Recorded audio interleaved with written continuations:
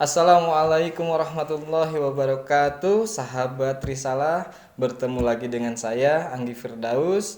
Kali ini saya akan mempersembahkan Ustadz Ridwan membahas tentang bagaimana itu hijrah.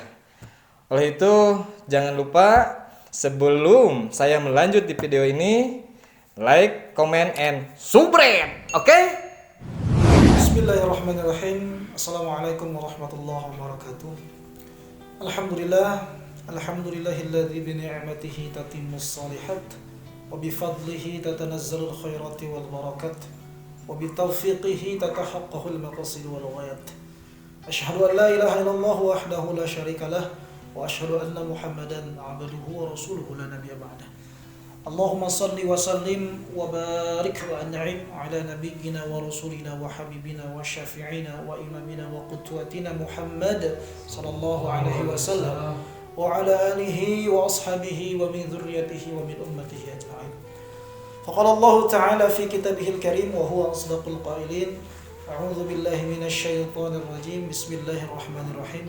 يا أيها الذين آمنوا اتقوا الله حق تقاته ولا تموتن إلا وأنتم مسلمون. وقال تعالى في آيات أخرى يا أيها الذين آمنوا اتقوا الله ولتنظر نفس ما قدمت لغد واتقوا الله إن الله خبير بما تعملون.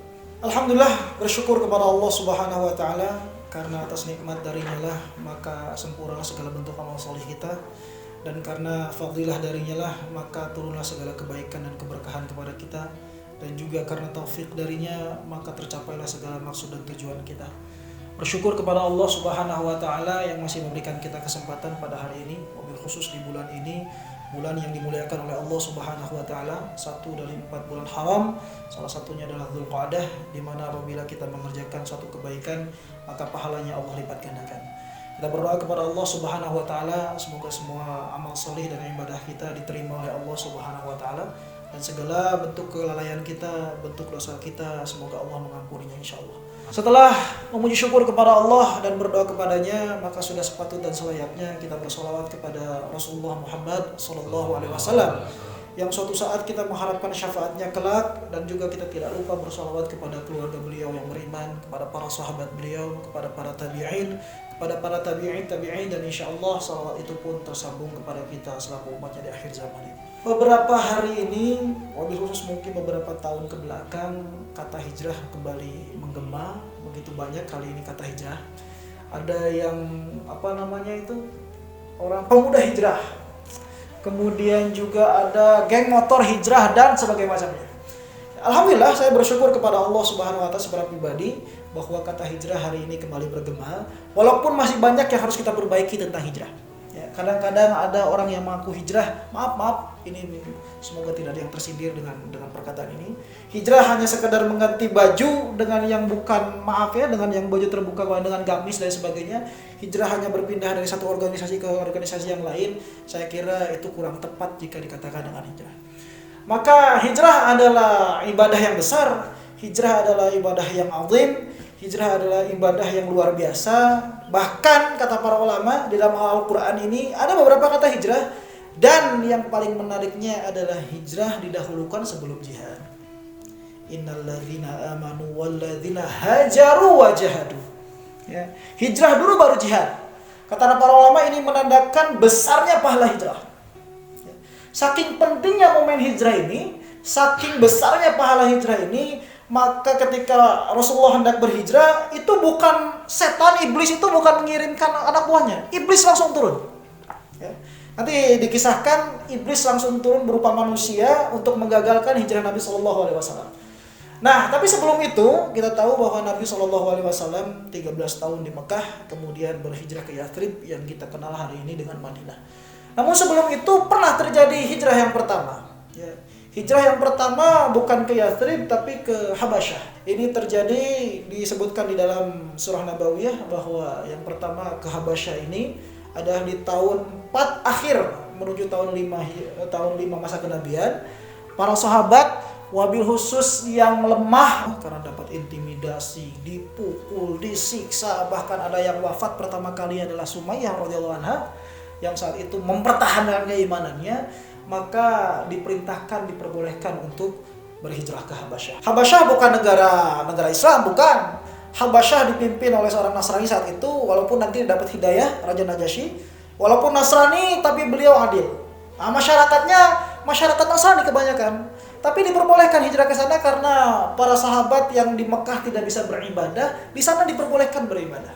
Ya, itu yang pertama ke Habasyah. Baru yang nanti yang terkenal adalah dari Mekah ke Yathrib yang kemudian dirubah menjadi Madinah. Maka para ulama menyimpulkan bahwa hijrah itu dibagi dua. Yang pertama adalah hijrah min daril khauf ila daril amni. Hijrah dari negeri yang banyak ketakutan, banyak kekacauan, tidak bisa ibadah, kemudian kita disuruh diutahkan hijrah ke tempat yang lebih aman. Yang kedua, ini yang paling terkenal dan akan kita bahas sedikit insyaallah, adalah hijrah min daril kufri ila daril Islam. Hijrah dari negara kafir menuju negara yang bersyariat Islam.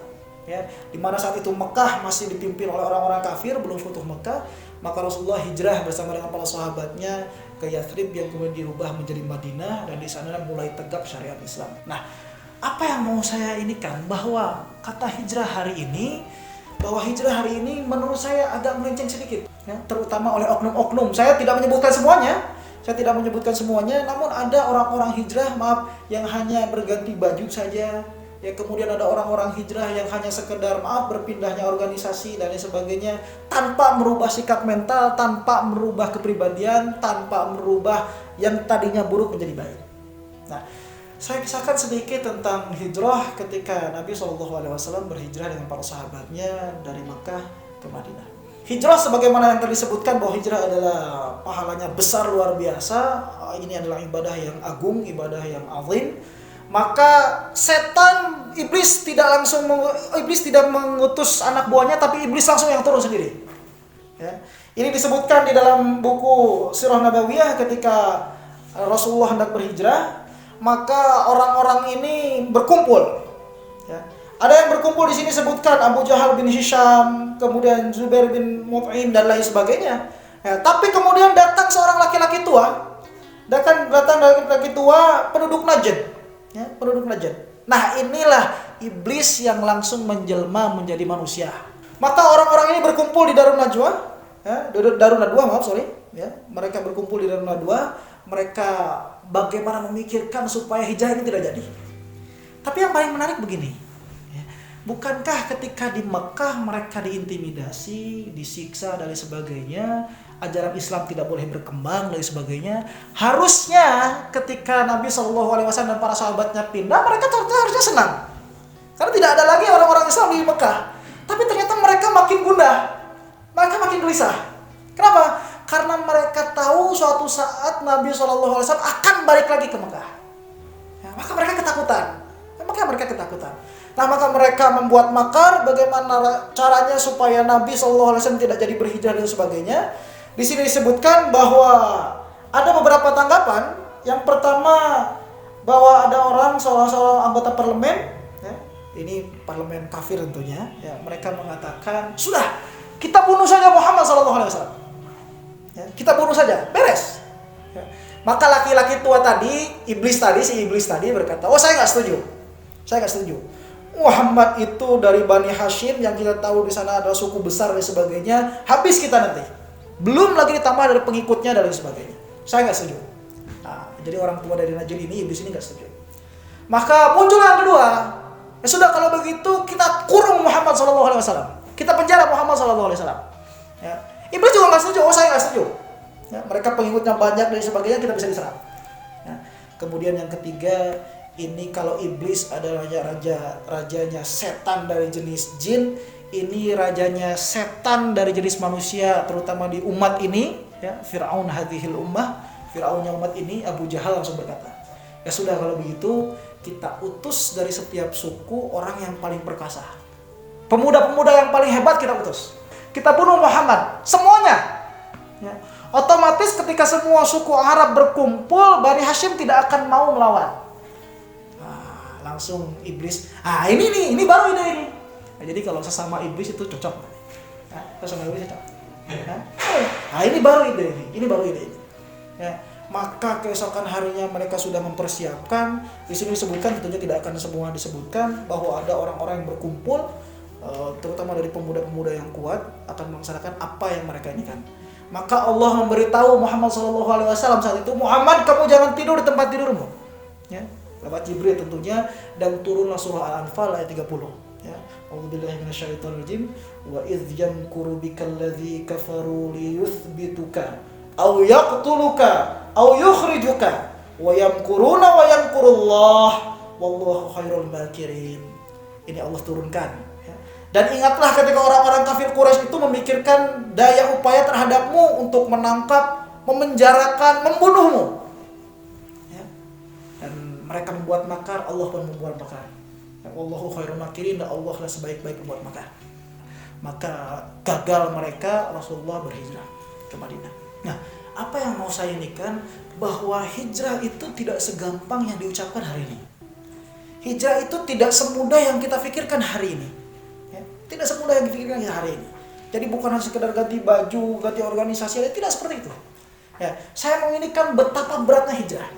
Ya, insya Allah antum semua sudah pada tahu tentang kisah ini, ya, bahwa ketika hijrah kan begini, ya, Mekah itu negara atau suatu tempat, ya, basisnya adalah ekonomi perdagangan. Orang-orang Quraisy itu jago dagang. Allah sendiri pun berbicara dalam Al-Quran yang surahnya disebut nama surah Al-Quraisy, surah Quraisy. Ya, surah Quraisy di sana disebutkan li'ilafi Quraisy ilafihim rihlatash syita'i was-shaif. Jadi keunggulan orang Quraisy tentang berdagang Allah sebutkan dalam Al-Quran. Jadi antum semua yang mau berbisnis, ya, kalau mau berbisnis, mau berdagang dan sebagainya, belajar sama Quraisy. Ya, maaf ya, bukan belajar sama orang-orang luar, belajar sama orang Quraisy. Tapi jangan nanti misalkan antum mau berbisnis, ya, karena kata Ustadz kalau mau berbisnis sama orang-orang Quraisy, kelihatan antum searching. Bagaimanakah bisnis Abu Jahal? Jangan. Orang-orang Quraisy banyak. Ya, Nabi SAW orang Quraisy dan bisnisnya hebat. Ya, kan Abu Bakar orang Quraisy dan bisnisnya hebat dan sebagainya. Ya. Nah, itulah keunggulan orang Quraisy salah satunya. Bayangkan ketika di Mekah mereka berdagang dan sebagainya. Kemudian kan kita tahu berhijrah ke Yathrib saat itu, yang hari ini jadi Madinah. Saya gambarkan sedikit Madinah saat itu. Madinah itu satu adalah tempat yang secara perekonomian lemah. Karena di sana basisnya ya petani. Yang namanya petani, berapa sih penghasilan petani? Jadi sedikit sekali orang kaya saat itu yang berada di Madinah. Jadi miskin, secara ekonomi kurang. Ya. Kemudian secara kesehatan, maaf, ini kota berpenyakit. Maka termasuk ada namanya Hamul Madinah, demam Madinah. Setiap orang yang belum pernah masuk Madinah, kemudian masuk ke Madinah, itu pasti demam. Termasuk Abu Bakar radhiyallahu anhu, termasuk Bilal radhiyallahu anhu. Ini sama-sama ketika masuk pertama kali ke Madinah, demam mereka. Panas sekali. Jadi kota berpenyakit. Hamul Madinah, demam Madinah. Kalau hari ini apa itu namanya, ya? Kalau pandemi kan hampir seluruh, ya. Endemi mungkin, ya. Lebih temit endemi. Ya. Jadi ini kota yang punya endemi penyakit. Yang ketiga, Madinah adalah kota yang secara struktur keamanan itu tidak aman. Kenapa? Karena banyak pertengkaran di sana. Kita tahu Aus dan Khazraj sama-sama datang dari Yaman, kemudian datang ke Madinah, 250 tahun tidak berhenti perang. Bayangkan. Ya, baru ketika Nabi SAW datang, ya, maka mereka dapat didamaikan. Nah, saya mau gambarkan, coba bayangkan betapa beratnya. Satu, secara ekonomi tidak jelas di Madinah. Ya. Yang kedua, kemudian secara kesehatan ini adalah kota yang berpenyakit. Yang ketiga, secara sosial dan keamanan ini adalah tempat atau suatu negara yang sering bertikai dan sebagainya. Ya. Ini tidak siap untuk menegakkan syariat, ini tidak siap. Nah, apa yang pertama kali Rasulullah Muhammad SAW lakukan ketika mendengar semua ini? Ya, maka Nabi mengangkat tangannya dan berdoa, Allahumma barik lana fi thamarina. Ya Allah, tolong berkahi buah-buahan kami. Wa barik lana fi madinatina. Ya Allah, tolong berkahi kota kami. Wa barik lana fi sa'ina wa muddina. Dan ya Allah, tolong berkahi sa' kami, berkahi mud kami. Ya. Nah, kalau kita mau larapkan dalam negeri kita, lihat coba hari ini. Negeri kita berpenyakit hari ini. Berpenyakit ya, berpenyakit ya. Negeri kita bertikai hari ini? Bertikai ya. Negeri kita kira-kira kalau secara ekonomi baik atau tidak? Kita lihat masih banyak orang-orang miskin ya, yang kesehatan mereka tidak terjamin, pendidikan mereka tidak terjamin dan sebagainya. Hampir sama. Kalau Madinah saat itu wajar. Madinah saat itu wajar karena kenapa? Secara basic mereka begitu, tapi Indonesia ya dengan gemari Pahlawi Jilawi dan sebagainya kemudian jadi negara seperti ini, ya maka yang kurang apa? Berkahnya. Nah, bayangkan ketika seseorang harus hijrah dari tempat yang asalnya dia nyaman berbisnis, dia nyaman berdagang, dia sehat, tidak terlalu banyak pertikaian dan sebagainya, harus datang ke tempat yang seperti itu. Bayangkan betul-betul. Plus mereka tidak boleh membawa harta benda mereka. Ya, bayangkan beratnya. Antum tahu semua tentang kisah Abdurrahman bin Auf. Abdurrahman bin Auf seorang orang kaya, saudagar. Ketika mau berhijrah, maka di stop, kamu tidak boleh berhijrah. Kalau mau berhijrah, tinggalkan semua harta bendamu. Ya, maka ditinggalkan semua. Termasuk istrinya nggak mau berhijrah, ditinggalkan. Itu baru hijrah. Ya. Jangankan kita hari ini, jangankan meninggalkan yang halal, yang haram ditinggalkannya susah. Ini harta Abdurrahman bin Auf di Makkah halal kira-kira? Halal. Tapi ketika menghalangi untuk beribadah kepada Allah, dia tinggalkan. Maka para ulama membagi tingkatan. Yang pertama itu ada takwa. Takwa itu meninggalkan yang haram karena takut kepada Allah Subhanahu wa taala. Kemudian ada namanya wara'. Wara' ini meninggalkan yang syubhat karena takut kepada Allah Subhanahu wa taala. Jadi antum kalau ada makanan yang kurang jelas di mana ada sama dan sebagainya, itu ditinggalkan oleh orang wara'. Yang ketiga ini yang paling hebat, orang zuhud. Zuhud itu meninggalkan yang halal karena takut kepada Allah Subhanahu wa taala. Kita hari ini ketika berhijrah boro-boro ninggalin yang halal. Ninggalin yang haram aja, pikirannya banyak. Misal kita masih berpenghasilan yang haram dan sebagainya, ketika mau berhijrah, nanti istri bagaimana, anak gimana dan sebagainya. Ya? Jadi maaf saya kritik ketika berhijrah bukan hanya sekedar mengganti baju dan sebagainya. Bukan hanya berganti penampilan maksud saya. Ya, bukan hanya berpindah dari satu organisasi ke organisasi yang lain dan sebagainya. Hijrah itu berat. Ya, ditinggalkan. Ada yang ditinggalkan keluarganya, ada yang meninggalkan harta dan sebagainya. Itu hijrah baru. Kita boro-boro ninggalkan yang halal untuk beribadah kepada Allah, ninggalkan yang haram aja kita berpikir ribuan kali. Maka benahi lagi hijrah kita. Ya, benahi lagi hijrah kita. Terutama di dalam buku Riyadhus Shalihin karya Imam Nawawi, dan itu buku yang luar biasa fenomenal. Di nomor 1-nya beliau itu menginikan tentang niat, yang kemudian Rasulullah menyandingkan niat dengan hijrah. Kita tahu hadisnya, innamal a'malu binniyat, segala sesuatu itu dilihat dari niatnya. Kemudian Rasulullah memisahkan tentang hijrah. Faman kana hijratuhu, barang siapa yang hijrahnya karena dunia dia akan dapat, barang siapa yang hijrahnya karena wanita dia akan menikahinya, tapi barang siapa yang hijrahnya karena Allah dan Rasulnya dia akan mendapatkannya. Dan terakhir ada penyakit orang-orang hijrah hari ini. Dulu ketika berhijrah Rasulullah menghimpun kekuatan untuk berdirinya sebuah negara yang bersyariat dan sebagainya. Hari ini ada penyakit yang ya Allah banyak sekali yang masuk ke saya tentang penyakit orang-orang hijrah ini apa? Merasa lebih baik dari yang lain. Ini mentang-mentang mentang-mentang baru hijrah, baru ngaji dan sebagainya, memandang orang lain salah, selain kelompok saya pokoknya salah, kalau bukan dari guru saya berarti salah dan lain sebagainya. Ini bid'ah dan lain sebagainya. Begitu semua. Ya Allah. Maka sudah diwanti-wanti bahwa kesombongan itu 4 penyebabnya. Yang pertama sombong karena mal, harta. Orang sombong karena harta. Yang kedua karena kedudukan. Yang ketiga ini agak bahaya, ini lebih bahaya lagi, ya adalah orang sombong dengan ilmu. Ya, mentang-mentang pinter ilmu agamanya dan sebagainya, menganggap orang lain remeh dan sebagainya.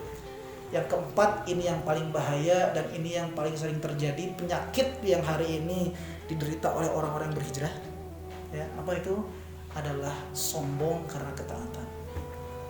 Ya, mentang-mentang tahajudnya sudah, kemudian Senin Kamis sudah, calonnya sudah singkrang dan lain sebagainya, itu baik-baik semuanya, tapi menjadi kurang baik, menjadi salah ketika antum menilai yang lain menjadi salah. Ya.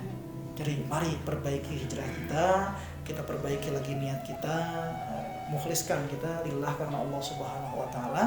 Ya, kalau kita ikhlas karena Allah ketika kita berhijrah, insya Allah apapun yang antum tinggalkan untuk berhijrah kepada Allah Subhanahu wa taala, Allah ganti dengan jalan yang lebih baik lagi. Antum tinggalkan pekerjaan antum karena mungkin penghasilannya dinilai, maaf ya, mungkin ada yang haram, mungkin ada yang syubhat dan sebagainya. Antum tinggalkan semua itu karena Allah, demi Allah, wallahi Allah akan menggantinya. Antum tinggalkan misalkan keluarga antum, maaf ya, kalau ada yang mungkin maaf ada yang Nasrani dan sebagainya karena dapat hidayah dan sebagainya, kemudian diinikan oleh keluarganya, wallahi Allah akan ganti dengan jauh yang lebih baik lagi. Ya, mari kita perbaiki niat kita, ya, kita luruskan hijrah kita, sama saling mengingatkan. Kalau saya salah diingatkan, ya, kalau jamaahnya salah saya ingatkan dan sebagainya. Ya, ini semua lillah karena Allah Subhanahu wa taala. Saya tutup karena ini tentang ikhlas. Saya tutup dari perkataan Imam Malik rahimahullah. Ketika Imam Malik rahimahullah, beliau itu penulis buku Al-Muwatta. Al-Muwatta adalah buku kitab hadis induk pertama, ya, tebal. Ketika beliau menulis, maka di sekitaran itu masih ada ulama saat itu di Madinah itu membuat Al-Muwatta sama, membuat buku judulnya dikasih sama Al-Muwatta. Murid-murid Imam Malik ini, murid-muridnya wah menggerutu, Imam gimana ini, banyak Al-Muwatta yang lain dan sebagainya. Imam Malik orang zuhud, Imam Malik orang yang berilmu tinggi, dia tenang aja. Kemudian keluarlah perkataan yang emas dari Imam Malik. Beliau mengatakan, man kana lillah fahuwa baq. Barang siapa yang ikhlas karena Allah Subhanahu wa taala, maka dia akan abadi. Dan betul hari ini Al-Muwatta yang tersisa hanya Al-Muwatta milik Imam Malik. Ya. Jadi kalau di sini saya melihat ada kamera di sini, mungkin ada yang mengusut buat channel dan sebagainya. Kalau ingin abadi, maka harus lillah karena Allah Subhanahu wa taala. Ya. Nah, maka yuk kita perbaiki, sama-sama kita saling memperbaiki diri, ya, sama-sama saling mengingatkan dan sebagainya. Semoga ketika kita berhijrah kita dilindungi oleh Allah Subhanahu wa taala, dan apapun yang kita tinggalkan ketika kita menuju kepada Allah, semoga Allah menggantinya dengan jauh yang lebih baik lagi. Saya rasa itu saja yang bisa saya sampaikan. Billahi fisabilillah. Wassalamualaikum warahmatullahi wabarakatuh.